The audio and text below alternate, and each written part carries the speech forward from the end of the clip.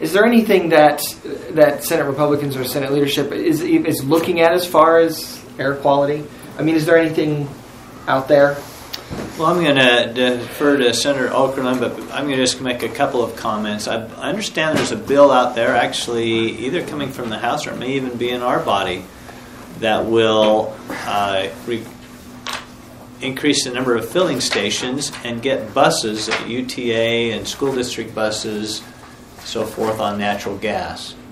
That would help the situation, and I think that we're interested in doing all that we can to clean up the air. That would be at least an objective of mine. And I know there's a proposal that I think was mentioned that we give free passes to people during January and February on UTA. That would obviously be an appropriation issue. Our budget process is very transparent. It would run up against a lot of competition as far as education funding and those type of issues, and so I'm not sure where that would end up in priority, but I want to fund growth in education and some other things first before I think that would be considered, and so I think it's just a matter of prioritizing those things in the budget, and I think we've are addressing a lot of these things in regulation on a federal basis already. So does that mean we should stop? No, I think we need to have further discussions and debates to actually try and clean up the air here in Salt Lake and other counties where we have the valley inversions. But the reality is that we can't legislate natural law, and inversions exist regardless. And we're going to be faced with inversions, and you're never going to get to a point where, well, I shouldn't say never, but it doesn't seem realistic we'll get to a point of no emissions. We do have to drive to work, we have to live, we have to heat our homes, and so, but as much as we can make them cleaner, I think that's a laudable cause. Senator Okerlund.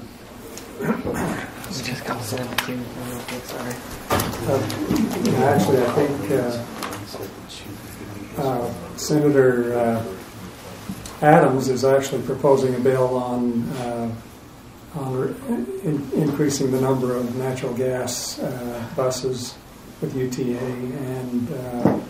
and school buses across the state. So that's going to help. You know, you look at what's happened with the EPA, and every 5 to 7 years, the EPA has lowered the standards for clean air ever since the 1970s. So you look back at the 1970s, and you had a lot of people with oil furnaces and individual coal furnaces, and there was just a lot of pollution. And any inversion is going to mean that whatever is here is trapped here.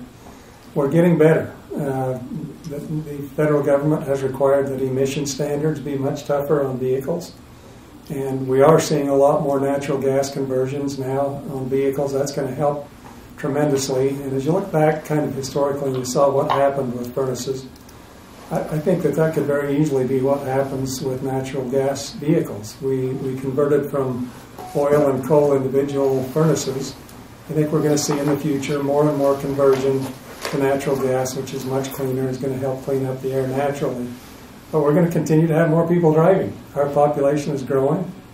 We've got a lot more people who are going to be driving, and so we're going to have to be vigilant and do everything we can to make sure that our air is as clean as it possibly can be. The good news is we're going in the right direction, and most people don't recognize that the air is much cleaner now than it was in the 1970s. It's much cleaner now than it was 10 years ago. And 10 years from now, with all of the improvements that we're making, it's probably going to be cleaner even than it is now. So we're getting there a little bit at a time. It's good news rather than bad news, even though these dark old days when we've had this inversion are discouraging. It really is good news when you look to the future.